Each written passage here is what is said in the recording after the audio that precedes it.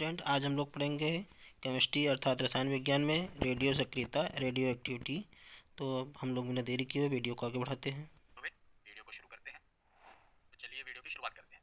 तो रेडियो सक्रिय यानी कि रेडियो एक्टिव तत्व हैं कौन से? तो वैसे तत्व जिनका परमाणु क्रमांक यानी कि एटॉमिक नंबर 82 से अधिक होता है। तो हमने पूरा पीरियोडिक टेबल पढ़ा हुआ है। तो जिनका एटॉमिक नंबर 82 से अधिक होता है ना, वैसे तत्व होते हैं उनका जो नाभिक होता है वो स्थायी नहीं रहता, और स्थायित्व प्राप्त करने के लिए ये लगातार अल्फा बीटा व गामा किरणों का उत्सर्जन करते रहते हैं, और इनको रेडियो एक्टिव एलिमेंट कहते हैं। आपको मैंने एटॉमिक स्ट्रक्चर पढ़ाया हुआ है, आपको पता होगा ना, जो नाभिक होता है एटम के बीच में उसमें प्रोटॉन और न्यूट्रॉन होते हैं, और इलेक्ट्रॉन इसके चारों चक्कर लगा होता है। तो प्रोटॉन और न्यूट्रॉन मिलकर ही नाभिक का भार बनाते हैं। इसी को मिलाएं तो नाभिक का भार होगा, क्योंकि जो इलेक्ट्रॉन है इसका जो द्रव्यमान होता है वो ना के बराबर होता है। तो जो नाभिक जो सॉरी परमाणु होता है ना, एटम होता है, उसका भार नाभिक के भार को ही कहते हैं। इसमें प्रोटॉन प्लस न्यूट्रॉन होते हैं। तो जो एटॉमिक नंबर 82 से अधिक होता है उनका जो नाभिक होता है ना, स्थायी नहीं होता। स्थायी ना होने के कारण क्या होता है, लगातार इसमें से अल्फा बीटा और गामा किरणों का उत्सर्जन होता रहता है, और इसीलिए से रेडियो एक्टिव एलिमेंट कहते हैं। और रेडियो सक्रियता का जो गुण होता है, ये प्रदर्शित करने वाले तत्वों को रेडियो सक्रिय तत्व यानी कि रेडियो एक्टिव एलिमेंट कहते हैं। तो वैसे तत्व जिनमें ये गुण दिखता है, जिनमें से अल्फा बीटा गामा किरणें निकलती हैं, उन्हें रेडियो एक्टिव एलिमेंट कहा जाता है। तथा जो उनमें से उत्सर्जित विकिरण होते हैं, कण होते हैं, उन्हें रेडियो एक्टिव सब्सटेंस कहा जाता है, जैसे अल्फा बीटा और गामा। इनके बारे में आगे हम और डिटेल में पढ़ते हैं। जैसे आप समझ लीजिए, यहाँ पर कोई रेडियो एक्टिव एलिमेंट है, कोई रेडियो एक्टिव एलिमेंट है यूरेनियम, मान लीजिए का परमाणु क्रमांक 92 होता है, परमाणु क्रमांक 235 होता है। ये रेडियो एक्टिव एलिमेंट है। तो इसमें से कौन सी किरणें निकलेंगी? तो इसमें से तीन विकिरणें निकलेंगी, अल्फा बीटा और गामा। तो जो अल्फा होता है ना, इस पर पॉजिटिव चार्ज होता है, धन आवेश होता है, इसीलिए नेगेटिव की ओर मुड़ जाता है। क्योंकि कोई भी पॉजिटिव चीज होती है वो नेगेटिव की ओर अट्रैक्ट होती है, और जो बीटा होता है इसके ऊपर नेगेटिव चार्ज होता है, इसलिए ये पॉजिटिव की ओर अट्रैक्ट होता है। और जो गामा किरणें होते हैं, इस पर कोई चार्ज नहीं होता, न्यूट्रल होता है, ये कहीं मुड़ती नहीं, सीधे जाती हैं। इस प्रकार ये रेडियो एक्टिव सब्सटेंस है। इनके बारे में आगे हम और डिटेल में पढ़ेंगे। ये डायग्राम हमने देख लिया, अब हम आगे चलते हैं। तो आगे हम देखते हैं कि रेडियो सक्रियता की खोज किसने की थी। तो फ्रांसीसी वैज्ञानिक हेनरी बेक्वेरेल ने 1896 ईस्वी में संयोगवश यूरेनियम एवं यूरेनियम लवणों में रेडियो सक्रियता की खोज की थी। ये रेडियो एक्टिविटी की खोज नहीं कर रहे थे, लेकिन बाई चांस कोइंसिडेंस इन्हें रेडियो सक्रियता के बारे में पता चला, और उस समय यूरेनियम एवं यूरेनियम लवणों द्वारा उत्सर्जित विकिरण को ही बेक्वेरेल किरणें कहा गया, क्योंकि यूरेनियम के द्वारा जो विकिरणें निकल रही थी वो कौन सी थी, रेडियो एक्टिव। तो इन्हीं को इनके नाम से उसको रख दिया गया बेक्वेरेल किरणें, क्योंकि इन्होंने उसका पता लगाया। क्या नाम है? हेनरी बेक्वेरेल। और मैरी क्यूरी तथा उनके पति जो है पियरे क्यूरी, इन्होंने यूरेनियम द्वारा विकिरण उत्सर्जन के अध्ययन के आधार पर यह निष्कर्ष निकाला था कि उत्सर्जित किरणें यूरेनियम की भौतिक एवं रासायनिक स्थिति पर निर्भर नहीं करती, बल्कि उसके परमाणुविक संरचना पर निर्भर करती हैं। तो जो हेनरी बेक्वेरेल थे, इन्होंने पता तो लगा लिया, पर रेडियो सक्रिय तत्व यानी कि इन्होंने इसका नाम नहीं दिया, बस इन्होंने इसका केवल पता लगाया। लेकिन जो मैरी क्यूरी थी और पियरे क्यूरी थे, इनके पति, इन्होंने इस पर अध्ययन किया, और इन्होंने सिद्धांत दिया। इस सिद्धांत ने विज्ञान की नई शाखा एटॉमिक फिजिक्स को जन्म दिया। तो इन्होंने परमाणुविक संरचना पर बताया कि निर्भर है, उसने एक नई थ्योरी को जन्म दिया, एटॉमिक फिजिक्स। और रेडियो सक्रियता शब्द का जो प्रयोग है वो सबसे पहले मैडम क्यूरी द्वारा ही किया गया था। उन्होंने पता तो लगाया हेनरी बेक्वेरेल ने, और इसके बारे में डिटेल में जो अध्ययन है ना, मैडम क्यूरी और उनके पति पियरे क्यूरी ने किया। और जो रेडियो सक्रियता शब्द है ये भी मैडम क्यूरी के द्वारा ही दिया गया, और इसी के लिए इन्हें नोबेल पुरस्कार भी मिला। तो मैरी क्यूरी और पियरे क्यूरी ने पिच ब्लेंड, जो कि यूरेनियम का ही एस्क होता है, इसके शोध की प्रक्रिया में पोलोनियम एवं रेडियम नामक दो नए तत्वों की खोज की थी, जो कि आपको उसमें देखने को अपना पीरियोडिक टेबल में देखने को मिलते हैं। इस उपलब्धि के लिए इन्हें 1903 ईस्वी में भौतिकी का नोबेल पुरस्कार प्रदान किया गया था। मैरी क्यूरी और पियरे क्यूरी को नोबेल पुरस्कार मिला था 1903 ईस्वी में, क्योंकि ये अध्ययन कर रहे थे, उस शोध की प्रक्रिया में पोलोनियम और रेडियम नामक दो तत्वों की नए तत्वों की खोज हुई थी।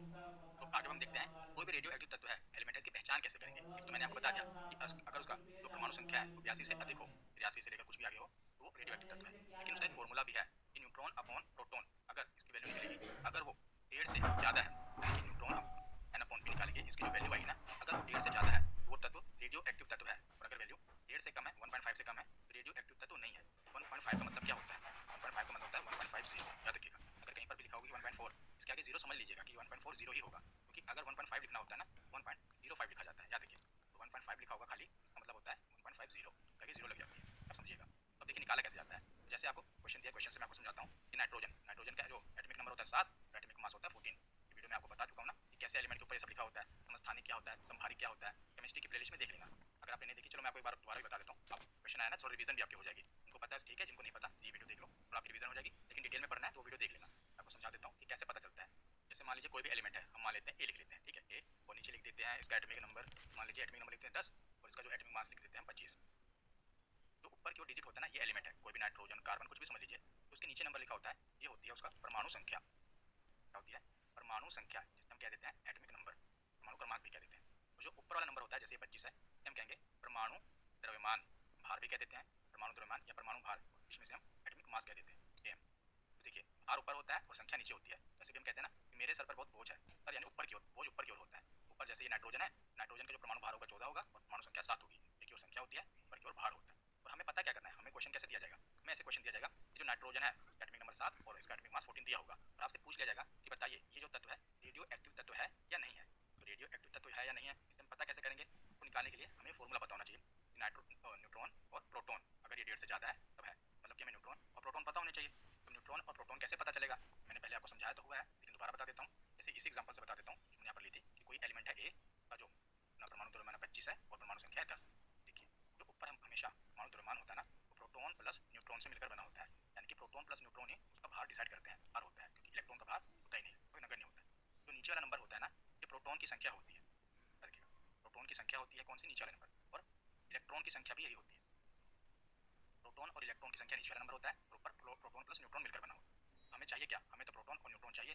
प्रोटॉन तो हमेशा नीचे से मिल जाएगा, नीचे से 10 है, और न्यूट्रॉन कैसे निकालेंगे, ऊपर प्रोटॉन प्लस न्यूट्रॉन है और नीचे प्रोटॉन है तो घटा देंगे। देखिए हमें अगर प्रोटॉन प्लस न्यूट्रॉन पता है तो उसमें से खाली प्रोटॉन घटा दें तो बचेगा क्या, वो नहीं बचेगा ना, खाली प्रोटॉन घट जाएगा तो न्यूट्रॉन ही बचेगा। तो उसी प्रकार 25 में से 10 घटा देंगे जो 15 बचेगा वो होगा अपना न्यूट्रॉन। तो हम क्वेश्चन सोल्व करते हैं, तो समझ आ गया होगा कि कैसे निकाला जाता है। हम इसको क्वेश्चन सोल्व करके समझाते हैं आपको, क्योंकि ये क्वेश्चन जो है ना रेलवे एसएससी में बहुत बार रिपीट होता है, बहुत बार पूछा जाता है। हम क्वेश्चन सोल्व करके देखते हैं। पहला ही क्वेश्चन है जो नाइट्रोजन है ये पता करना है कि रेडियो एक्टिव तत्व है कि नहीं है। हमें प्रोटॉन और न्यूट्रॉन पता होना चाहिए। हमें पता है कि जो नीचे वाला नंबर होता है ये इलेक्ट्रॉन का होता है, ये प्रोटॉन का होता है। इलेक्ट्रॉन से तो हमें मतलब नहीं है फिर भी लिख दिया। अब हमें चाहिए क्या, न्यूट्रॉन। न्यूट्रॉन आपको पता है ऊपर वाले से नीचे वाला नंबर घटा दो, 14 में से 7 घटा दो, 7 क्या आ गया, न्यूट्रॉन आ गया। तो अब फॉर्मूला क्या है, n/p। न्यूट्रॉन कितना है 7, प्रोटॉन कितना है ये भी 7 है, 7 को 7 से डिवाइड कर दो कितना है 1 आया, तो वैल्यू आई है 1। मैं क्या कहा था, जो ये वैल्यू होगी ये 1.5 से अधिक होनी चाहिए, मतलब कि 1.5 से अधिक होनी चाहिए। बताइए जो 1 है ये 1.5 से अधिक है, बड़ा है या छोटा है, तो जाहिर सी बात है ना कि 1 तो छोटा ही है 1.5 से। ये क्या होगा, ये रेडियो सक्रिय तत्व नहीं है, ये नहीं होगा। जैसे हम एक दूसरी एग्जांपल लेते हैं यूरेनियम की, एटॉमिक नंबर 92, एटॉमिक मास है 235। इसमें हमें पहले प्रोटॉन और न्यूट्रॉन पता होना चाहिए। प्रोटॉन आपको पता है कि प्रोटॉन और इलेक्ट्रॉन दोनों नीचे वाले हैं तो 92, और न्यूट्रॉन कैसे निकलेगा, ऊपर वाले से नीचे घटा दो, 235 में से 92 घटा देंगे 143 आया। अब हमें करना क्या है, हमें करना है ऊपर न्यूट्रॉन रखना है नीचे प्रोटॉन रखना है। ऊपर न्यूट्रॉन कितना है निकाला हमने 143 और प्रोटॉन कितना है तो 92। जब आप इसको डिवाइड करेंगे ना इसकी वैल्यू निकालेंगे तो वो आएगी 1.56, इसकी वैल्यू आएगी। और हमें पता है कि जब भी 1.50 से वैल्यू बढ़ जाए तो रेडियो सक्रिय तत्व है, अगर इससे कम है तो रेडियो सक्रिय तत्व नहीं है। तो बढ़ गई, ऊपर आप देख लेना 1.56 है, 1.50 से तो बड़ा ही है, ये क्या होगा, ये रेडियो सक्रिय तत्व है। तो इस प्रकार हम रेडियो एक्टिव एलिमेंट की पहचान करेंगे, मैंने आपको समझा दिया। हम आगे चलते हैं और आगे देखते हैं। आगे हम देखते हैं कि जो रेडियो एक्टिव एलिमेंट है, बताया ना आपको कोई भी रेडियो एलिमेंट है इसमें से अल्फा बीटा और गामा किरणें निकल रही है, जिससे क्या होगा कि जो ये नाभिक है इसका क्षय होगा, डिके होगा, वो कम होगा। कोई भी चीज है, मान लीजिए आपके पास पैसे हैं, आपकी जेब भरी हुई है, उसमें से चिल्लर निकले जा रहे हैं, चिल्लर निकले जा रहे हैं, धीरे धीरे आपकी जेब खाली होगी कि नहीं खाली होगी। इस प्रकार ये तत्व है, इसमें से जब किरणें निकलती रहेंगी इसका भी तो क्षय होगा, इसका भी डिके होगा, कम होगा। उसी प्रकार इसमें से अल्फा का क्षय होता है, बीटा का क्षय होता है और गामा का क्षय होता है, यानी कि रेडियो सक्रिय क्षय कहते हैं, रेडियो सक्रिय विखंडन कहते हैं, डिसइंटीग्रेशन कहते हैं। तो ये रेडियो एक्टिव तत्व है, इसमें से कौन कौन सी, अल्फा का रेडिएशन, अल्फा का डिके होगा, बीटा का डिके होगा और गामा का डिके होगा। तो एक एक करके हम पढ़ लेते हैं तीनों विकिरणों को। तो सबसे पहले हम अल्फा किरण के बारे में पढ़ते हैं, अल्फा किरण की विशेषताएं पढ़ते हैं। इसके खोजकर्ता कौन है, हेनरी बेकुरल, और यह एक धन आवेश युक्त किरण है। मैंने आपको बताया था इसके ऊपर पॉजिटिव चार्ज होता है अल्फा के ऊपर, और इस पर 2 इकाई धन आवेश होता है तथा इसका द्रव्यमान हाइड्रोजन के द्रव्यमान के 4 गुना होता है। तो ये क्या है, क्योंकि ये सेम लाइन एसएससी में डिकोड की गई थी, कौन सा ऐसा विकर्ण है का जो इस पर धन आवेश होता है और इसका द्रव्यमान हाइड्रोजन के द्रव्यमान के 4 गुना होता है। जो नोट्स होते हैं मैं प्रॉपर एग्जाम ओरिएंटेड ही बनाता हूँ ताकि आपको कुछ फालतू का याद करना ना हो, जो एग्जाम में पूछा जा रहा है डायरेक्ट वही पता हो। देखिए जो अल्फा विकर्ण होती है ना उस पर पॉजिटिव चार्ज होता है। और बात की जाए इसके द्रव्यमान की, तो जो इसका द्रव्यमान होता है हाइड्रोजन के द्रव्यमान के 4 गुना होता है। तो हाइड्रोजन के द्रव्यमान कितना है तो 1 है, तो इसका 4 गुना मतलब 4 हो गया, ऐसी बात है। और धनावेशित होने के कारण यानी कि पॉजिटिव चार्ज होने के कारण ये कैथोड की ओर विचलित होता है। कैथोड मतलब होता है कैथोड और एक होता है एनोड। कैथोड का मतलब होता है, आप इससे समझ रखिए नेगेटिव, और एनोड का मतलब होता है पॉजिटिव। तो जैसे अल्फा जो विकिरण है इन पर पॉजिटिव चार्ज होता है, ये कैथोड की ओर विचलित होंगी, पॉजिटिव नेगेटिव की ओर विचलित होता है। जो बीटा विकिरण होती है आगे हम पढ़ेंगे उस पर नेगेटिव चार्ज होता है, वो एनोड की ओर जाएगी कि वो पॉजिटिव की ओर मुड़ेगी। यहाँ पर ये धनावेशित है, पॉजिटिव चार्ज है, ये कैथोड की ओर विचलित हो जाएगा और इसे हीलियम के नाभिक जैसा माना जाता है, इसलिए इन्हें दो यानी कि हीलियम से व्यक्त किया जाता है। देखिए हीलियम के नाभिक जैसा किसे माना जाता है, तो अल्फा को माना जाता है। क्यों माना जाता है अभी मैं क्वेश्चन से समझाऊंगा आपको, तब समझ आएगा। ये लाइन है बस इसको आप समझ लीजिए। तो अल्फा विकिरण है इसे हीलियम के नाभिक जैसा माना जाता है, और इसका जो वेग होता है ना प्रकाश के वेग के 10वें भाग के बराबर होता है, 1/10 होता है इसका जो वेग होता है, क्योंकि वन लाइन क्वेश्चन है एग्जाम में पूछ लिया जाता है। देखिए जब भी अल्फा डिके होगा ना, ये कोई एलिमेंट है वैसे अल्फा विकिरण निकली कितनी, केवल एक अल्फा किरण निकली है, जबकि बहुत सारी निकलती हैं। अभी हम एक समझ रहे हैं कि एक अल्फा विकिरण निकलेगी, इसका आप जाहिर सी बात है एक किरण भी भले निकले आपकी जेब से, भले 1 रुपये का सिक्का भी गिरे लेकिन कुछ अमाउंट कम हुई ना, भले 1 ही रुपये कम हुआ अमाउंट तो कम हुई। इस प्रकार जैसे ये रेडियो एक्टिव तत्व है प्लूटोनियम, आप देख रहे हैं कि 94 क्या एटॉमिक नंबर है और 240 क्या एटॉमिक मास है। अब इसमें से एक अल्फा पार्टिकल निकल गया है ना, केवल एक अल्फा पार्टिकल निकल गया, तो जब भी इसमें से एक अल्फा पार्टिकल निकलेगा ना तो इसके द्रव्यमान में 4 की कमी आएगी, जो एटॉमिक मास है उसमें 2 की कमी आएगी।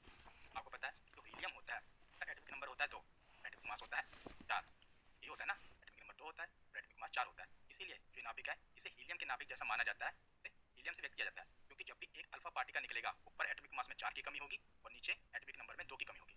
जैसे आप ये देखिए प्लूटोनियम ऊपर कितना है 240 है, एटॉमिक मास 240 है और नीचे 94। तो जब भी इसमें से एक अल्फा पार्टिकल निकला तो ऊपर एटॉमिक मास में कितनी की कमी होगी 4 की, 240 में 4 गए तो 36 और नीचे 2 की कमी होगी तो 94 में से कितने गए 2 कम हुए कितने हो गए 92, 236 नीचे हो गया 92। देखिए जब भी एक अल्फा पार्टिकल निकलेगा ऊपर 4 की कमी होगी और नीचे 2 की कमी होगी, ये याद रखिएगा। और इसी प्रकार जितने भी निकलते रहेंगे आप ऊपर 4 की कमी करते रहेंगे और नीचे 2 की कमी करते रहेंगे। इसके हम न्यूमेरिकल भी क्वेश्चन सोल्व करेंगे, और अभी आप इतना समझ लीजिए डिटेल में मैं पूरा आपको बता रहा हूँ कि एक अल्फा पार्टिकल निकलेगा तो कमी कितनी की होगी। जैसे हीलियम से व्यक्त करते हैं, क्योंकि हीलियम की आप देख रहे हैं कि अगर एक हीलियम निकल जाए ऊपर से 4 एटॉमिक मास निकल जाएगा, नीचे से 2 एटॉमिक नंबर निकल जाएगा, इसलिए से हीलियम से व्यक्त करते हैं किसको अल्फा किरण को। अल्फा के बाद हम बीटा पढ़ते हैं और इनके भी हम आगे न्यूमेरिकल क्वेश्चन भी मैं आपको कराऊंगा, तब आपको थोड़ा और समझ आ जाएगा। पहले हम पढ़ रहे हैं तो बीटा किरण की विशेषता देखते हैं। ये खोज करता है रदरफोर्ड, और ये ऋण आवेश युक्त किरण है, यानी कि नेगेटिव चार्ज है, इस पर एक इकाई ऋण आवेश होता है। इस पर एक इकाई ऋण आवेश होता है मतलब क्या होता है इसको मैं आगे समझाता हूँ। इसका जो द्रव्यमान है वो हाइड्रोजन के द्रव्यमान के इतना होता है। क्वेश्चन पूछा गया था इसलिए मैंने डाल दिया। इलेक्ट्रॉन का प्रवाह भी कहा जाता है और इसे कैथोड किरण भी कहा जाता है। कैथोड मतलब क्या होता है नेगेटिव, इस पर नेगेटिव चार्ज है इसलिए इसे कैथोड किरण भी कहते हैं। और ये विचलित किसकी ओर होती है तो एनोड की ओर, क्योंकि कोई भी नेगेटिव है वो पॉजिटिव की ओर विचलित होगा। और इसका जो वेग होता है वो प्रकाश के वेग के 9/10 भाग होता है। तो हम इसको समझते हैं। जैसे ये रेडियो एक्टिव एलिमेंट है, इसमें से केवल एक पार्टिकल निकला किसका बीटा का। तो जब भी एक पार्टिकल बीटा का निकलेगा तो क्या होगा, जैसे मान लीजिए ये अपना रेडियम है, रेडियम के नीचे कितना है एटॉमिक नंबर 88 और इसका एटॉमिक मास है 228। तो जब भी एक पार्टिकल निकल जाएगा बीटा का तो इसमें नीचे जो परमाणु संख्या है ना उसमें एक की बढ़ोतरी हो जाएगी। देखिए 88 से कितना हो गया 89। और परमाणु भार में कोई भी फर्क नहीं पड़ेगा, परमाणु भार जो है पहले की जितना ही रहेगा, लेकिन केवल एक यहाँ पर आप देख रहे हैं केवल एक जो एटॉमिक नंबर है वो बढ़ जाएगा आगे की ओर खिसक जाएगा। 88 से कोई एलिमेंट है पीरियोडिक टेबल पर बैठा हुआ है 88 नंबर पर, एक बीटा विकर्ण निकली तो वो 89 नंबर पर आ जाएगा। समझ गए आप। तो परमाणु जो क्रमांक है परमाणु जो संख्या है वो बढ़ जाएगी। बस इतना इसे याद रखना है और यहीं से क्वेश्चन भी बनेगा जब हम आगे देखेंगे। पहले हम तीनों विकिरणों के बारे में पढ़ ले रहे हैं। इसी विकिरण है गामा किरण, जो खोज करता है विलार्ड, और यह बहुत ही कम तरंग दैर्ध्य वाली विद्युत चुंबकीय तरंग है और ये न्यूट्रल होती है। इस पर कोई चार्ज नहीं होता, अल्फा पर पॉजिटिव होता है, बीटा पर नेगेटिव होता है, गामा पर कोई चार्ज नहीं होता। और इसका जो वेग होता है ये प्रकाश के वेग के बराबर होता है और इस पर इलेक्ट्रिक फील्ड का कोई प्रभाव नहीं पड़ता, कि ना ये एनोड की ओर विचलित होगी ना ये एनोड की ओर विचलित होगी। और इसकी जो प्रकृति होती है अनुप्रस्थ ट्रांसवर्स होती है। आप देखें ना इसकी जो किरण है ये ट्रांसवर्स है। तरंग वाली वीडियो मैंने आपको बताया हुआ है कि अनुप्रस्थ तरंग कैसी होती है, दाहिनी तरंग कैसी होती है, वीडियो आप देख लेना। बस इतना जान लीजिए कि जो इसका नेचर होता है वो ट्रांसवर्स होता है और इसकी जो फ्रीक्वेंसी यानी कि आवृत्ति और ऊर्जा बहुत ही अधिक होती है। गामा किरणों की जो ऊर्जा है और फ्रीक्वेंसी बहुत ही अधिक होती है, ये याद रखिएगा। आगे हम समूह विस्थापन नियम देख लेते हैं, ग्रुप डिस्प्लेसमेंट रूल देख लेते हैं। ये क्या है, तो जब किसी पदार्थ से गामा किरण निकलता है तो जो उसका परमाणु क्रमांक तथा द्रव्यमान संख्या में कोई परिवर्तन नहीं होता। इन्हीं किरणें है ना, एक तो है अल्फा, या बीटा और तीसरे गामा। तो गामा किरण निकलने से ना तो परमाणु क्रमांक में कोई फर्क पड़ेगा ना ही द्रव्यमान संख्या यानी कि एटॉमिक मास में कोई फर्क पड़ेगा। अब देखते हैं अल्फा और बीटा। तो जब भी किसी पदार्थ से अल्फा का निकलता है तो जो उसका परमाणु क्रमांक है वो 2 अंक पीछे तथा जो द्रव्यमान संख्या है वो 4 अंक पीछे चली जाती है। आपको पता है ना, जो परमाणु ऊपर अपना एटॉमिक मास है उसमें 4 की कमी हो जाएगी और नीचे जो एटॉमिक नंबर है उसमें 2 की कमी हो जाएगी। जैसे आप देखिए यूरेनियम 92 इसका एटॉमिक नंबर है, परमाणु क्रमांक है, और परमाणु द्रव्यमान इसका है 235। इसमें से एक अल्फा पार्टिकल निकला तो क्या होगा, इसकी जो जगह है ना 92 से 2 कम हो जाएगी, 90 हो जाएगी। और इसका जो भार है 4 कम हो जाएगा, 235 में से 4 कम करोगे 231 हो जाएगा। तो जब एक अल्फा का निकलता है तो परमाणु क्रमांक 2 अंक पीछे फिसलता है तब परमाणु संख्या 4 अंक पीछे हो जाती है। तो हम बीटा किरण देख लेते हैं कि जब किसी पदार्थ से बीटा किरण निकलती है तो उसका परमाणु क्रमांक 1 अंक आगे चला जाता है, जबकि द्रव्यमान संख्या में कोई परिवर्तन नहीं होता। तो जब बीटा किरण निकलती है ना तो जो परमाणु संख्या है आप देख रहे हैं ये एटॉमिक नंबर है वो 1 अंक आगे बढ़ जाएगा, आगे बढ़ जाएगा, याद रखेगा ये बढ़ेगा। लेकिन परमाणु द्रव्यमान में कुछ भी फर्क नहीं पड़ेगा, कुछ भी। परमाणु संख्या ही केवल 1 अंक आगे बढ़ेगी, परमाणु द्रव्यमान में कोई फर्क नहीं पड़ेगा। आप समझ गए। अल्फा में क्या है, परमाणु क्रमांक 2 अंक पीछे, परमाणु द्रव्यमान 4 अंक पीछे। बीटा में क्या है, परमाणु द्रव्यमान में कोई फर्क नहीं पड़ेगा लेकिन परमाणु संख्या 1 अंक आगे बढ़ जाएगी। क्वेश्चन भी करके देखेंगे इसके और देखते हैं आप समझ गए ना इसको। और गामा किरण में कोई फर्क नहीं पड़ेगा। जैसे क्वेश्चन देखिए, यूरेनियम दिया हुआ है 92, ऊपर दिया हुआ है 238। तो क्वेश्चन ऐसे ही पूछा सकता है, इसको एरो देकर बताया गया है कि कोई भी एलिमेंट मतलब कि ये कहां पर पहुंच जाएगा, 86 इसका एटॉमिक नंबर हो जाए और 226 का एटॉमिक मास हो जाए, इसमें से कितने अल्फा तथा कितने बीटा निकलेंगे। क्वेश्चन ऐसे ही पूछा सकता है ना। आपको डायरेक्ट ये भी नहीं दिया होगा कि इसको इसमें से एक अल्फा निकलेगा तो कितना हो जाएगा, आपको डायरेक्ट रिजल्ट दे दिया जाएगा कि भैया ये रिजल्ट है, अब आप बताइए कितने अल्फा निकले होंगे और कितने बीटा निकले होंगे। इसको सोल्व करने का तरीका क्या है, आपको तरीका बता देता हूँ। सबसे पहले जैसे देखिए यूरेनियम है और क्या 238 है और नीचे है 92। फाइनल रिजल्ट क्या बन रहा है अपना, ये कहाँ पर पहुंच जाएगा, इसका जो एटॉमिक मास है 226 हो जाए और एटॉमिक नंबर 86 हो जाए, इसमें से कितने अल्फा और कितने बीटा कितने निकलेंगे ये हमें पता करना है। तो इसको सोल्व करने का सबसे पहला तरीका क्या है कि सबसे पहले हमें देखना है कि जो एटॉमिक मास है ना वो कितना कम हुआ है।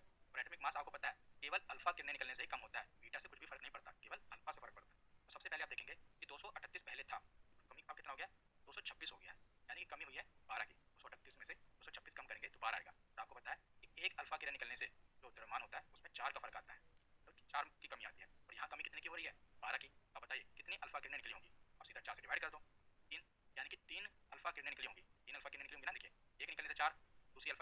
4, तीसरी अल्फा किरण निकली फिर 4 का फर्क हुआ, तो टोटल कितने का फर्क हो गया 12 का। जितना भी होगा पहले घटा लो कि कितना एटॉमिक मास उसका कम हो रहा है, 4 से डिवाइड कर दो तो 3 का कम हो रहा है। तो इसका मतलब क्या है कि इसमें से 3 अल्फा किरणें निकली होंगी, अल्फा हमें पता चल गया कि 3 किरणें निकली होंगी। और अब देखिए 92 वेट है, हमें चाहिए कितना 86 226, इसमें से 3 अल्फा किरणें निकली होंगी। अब आप देखेंगे कि जो एटॉमिक मास है हो गया 226। जब 3 अल्फा किरणें निकलेंगी ऊपर तो 4 कमी होगी और नीचे आपको पता है मतलब एक अल्फा किरण निकलने से 4 की कमी होती है, 3 निकली तो 12 की कमी हो गई और नीचे 2 की कमी होती है। 3 अल्फा किरणें निकली हैं तो 6 की कमी होगी ना, एक अल्फा से नीचे 2 की कमी होती है एटॉमिक नंबर से, 3 अल्फा किरणें निकलेंगी तो 6 की कमी, तो 92 में से 6 घटे 86 आ गया। तो हमें यही तो चाहिए था। अब हमें अब इसमें से कितनी बीटा किरणें निकलेंगी, तो बीटा निकालने की जरूरत ही क्या है, हमें रिजल्ट मिल गया। अगर हम एक बीटा किरण निकालेंगे तो 86 से ये 87 हो जाएगा, हमें तो यही चाहिए। यानी कि बीटा किरण कोई भी नहीं निकली, केवल एक अल्फा किरण निकली है। आप समझ गए। एक और क्वेश्चन करते हैं और समझ में आ जाएगा। ये क्वेश्चन देखिए कि यूरेनियम है 92, ऊपर एटॉमिक मास है 238, हमें बताना है 87 नीचे होना चाहिए, ऊपर 222 होना चाहिए। तो कितने अल्फा और बीटा इसमें से निकलेंगे पार्टिकल्स, ये हमें बताना है। तो पहला स्टेप क्या है कि जो इसका एटॉमिक मास है घटा दो, 238 में से 222 कम करो 16 आएगा और इसको 4 से डिवाइड कर दो, क्योंकि एक अल्फा पार्टिकल से 4 एटॉमिक मास की कमी होती है। टोटल 4 अल्फा इसमें से निकल जाएंगे। ऊपर से अगर 4 निकल गए मतलब कि 16 निकल गए तो नीचे से भी 4 दूनी 8 की कमी होगी ना, 92 से 8 की कमी होगी 84 आ जाएगा। कैसे, एक अल्फा से ऊपर 4 की कमी होती है, नीचे 2 की कमी होती है, ठीक है। टोटल कितने निकले हैं 4 अल्फा निकले हैं, मतलब कि एटॉमिक मास में 16 की कमी होगी और एटॉमिक नंबर में 8 की कमी होगी। और 16 की कमी हुई ये 238 से 222 हो गया, नीचे 92 में से 8 की कमी होगी ये 84 हो गया। तो हमें मिल गया 84 नीचे 222 ऊपर, और हमें चाहिए क्या, हमें तो चाहिए 87।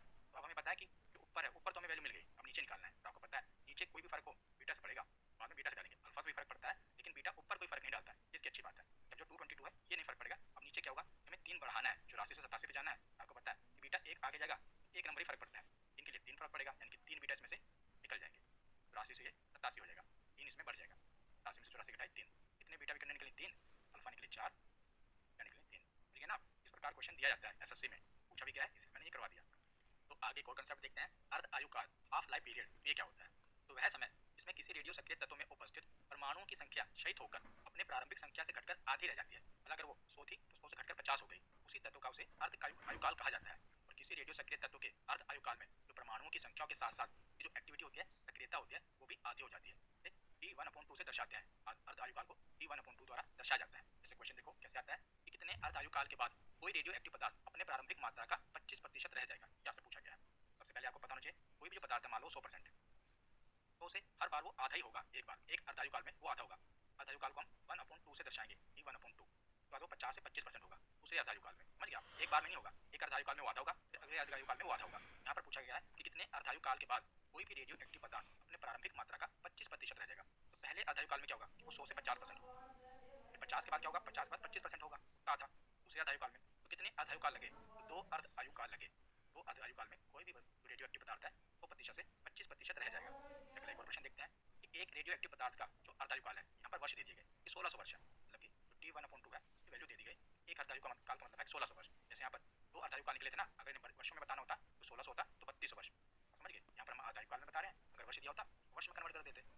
किसी रेडियो एक्टिव पदार्थ का अर्धायु काल 1600 वर्ष है, कितने वर्ष के पश्चात यह अपने प्रारंभिक मात्रा का 12.5% रह जाएगा। सबसे पहले 100 से वो 50 होगा एक अर्धायु काल, 50 से वो 25 होगा अर्धायु काल में, 25 का आधा होता है 12.5, 25 के बाद वो 12.5% होगा तीसरे अर्धायु काल में। तो अगर पूछा होता कि कितने अर्धायु काल में 3, लेकिन अगर वर्ष पूछ लिया जाए तो एक अर्धायु काल 1600 वर्ष का है, 3 अर्धायु काल कितने वर्ष के होंगे 48 वर्ष में, 48 वर्ष इस प्रकार आप निकाल लेंगे। इस प्रकार क्वेश्चन पूछे जाते हैं। और क्वेश्चन देखते हैं कि एक पदार्थ का अर्धायु काल 400 वर्ष है, कितने वर्ष पश्चात से अपने प्रारंभिक मात्रा का 1/8 हो जाएगा। देखिए यहाँ पर प्रतिशत में नहीं, मैं अपना भिन्न में दे दिया गया है। पहले 1 होता है, पहले 1 से आधा होगा, 1 से 1/2 होगा एक अर्धायु काल, फिर 1/2 से होता है 1/4, 25% कहते हैं दूसरे अर्धायु काल में, फिर 1/4 से वो कितना हो जाएगा 1/8 तीसरे अर्धायु काल में। पूछा क्या क्या है 1/8 तक आएगा ना, हाँ तो 1/8 तक। तो कितने अर्धायु काल लगे, 1 2 और 3, 3 अर्धायु काल में 1/8 हो जाएगा। एक अर्धायु काल है 400 वर्ष, 3 अर्धायु काल होंगे कितने 400, 403 मल्टीप्लाई करेंगे तो 1200 वर्ष, 1200 इसका आंसर आ जाएगा। एक और क्वेश्चन देखिए, रेडियम का अर्धायु 1600 वर्ष है, कितने वर्ष के बाद वह अपने प्रारंभिक मात्रा का मात्र 12.5% रह जाएगा। यही पर पूछा गया कितना 12.5%। पहले कोई चीज है वो 100% होगी, तो से वो कितना होगा 50%, एक अर्धायु काल लग गया। 50 के बाद वो कितना होगा 25%, 50 का तो 25 होता है, दूसरा अर्धायु काल लग गया। 25 के बाद कितना होगा 12.5%, तीसरा अर्धायु काल लग गया। कितने अर्धायु काल हो गए 1 2 और 3, 3 अर्धायु काल लग गए। और एक अर्धायु काल 1600 वर्ष का है, 3 अर्धायु काल कितने हो जाएंगे 1600 को 3 से मल्टीप्लाई कर दो, 16 दिया 48, 4800 साल लग जाएंगे तो 12.5% पर आने पर। ये अर्धायु काल वाला कंसेप्ट मैंने आपको समझा दिया। मैंने जो भी रेडियो सक्रिय तत्व से क्वेश्चन किए थे ना, सारे न्यूमेरिकल भी आपको करा दिए और आपको पूरी के साथ आप ये भी याद रखिएगा जो आयनन विभव होता है ये सब पूछा जाता है।